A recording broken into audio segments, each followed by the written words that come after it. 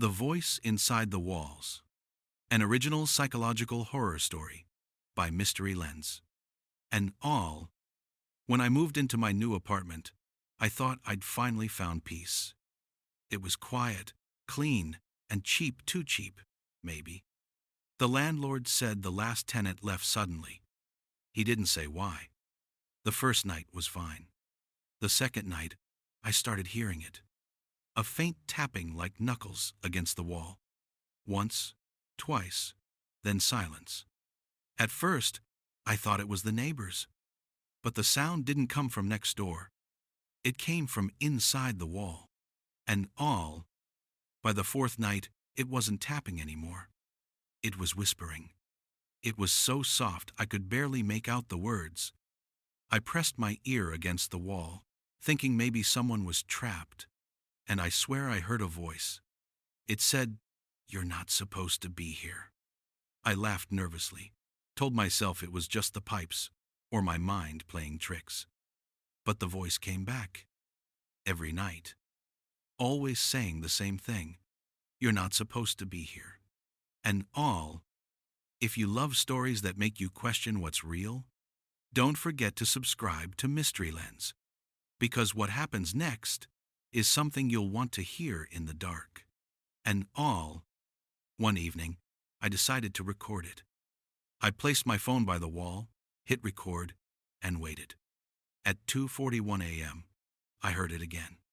A slow, dragging sound, like something crawling between the studs. The next morning, I checked the recording. The whispers were there. But there was something else.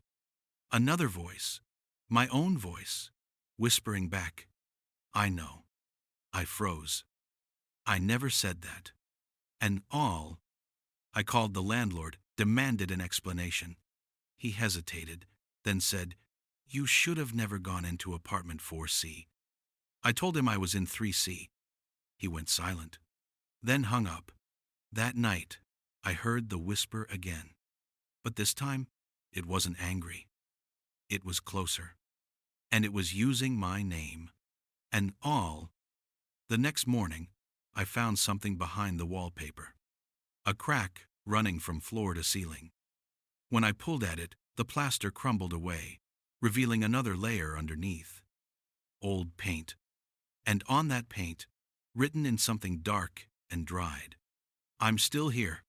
And that night, I decided to sleep in the living room, far from the wall. But around 3 a.m., I woke up to a sound. A slow, rhythmic breathing. Not mine. It was coming from inside the wall again. Then a faint knock. Right behind my head, I turned on the flashlight. The wall bulged slightly, as if something was pressing against it from the other side. I stepped back, and that's when I heard it clearly. A whisper, just inches away, saying, "Thank you for letting me out." The wall cracked open. Dust fell, and behind the crack, I saw an eye staring back. And I ran. I don't remember unlocking the door, or how I made it to the street barefoot. When the police came, they said there was nothing behind the wall, just insulation and brick. They looked at me like I was insane. But I know what I heard, and I know what I saw. Because the next night, in my new place, I heard a knock again. Soft, familiar.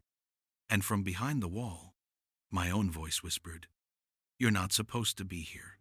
And if this story sent chills down your spine, hit the like button and subscribe to Mystery Lens for more horror stories that blur the line between the mind and the unknown.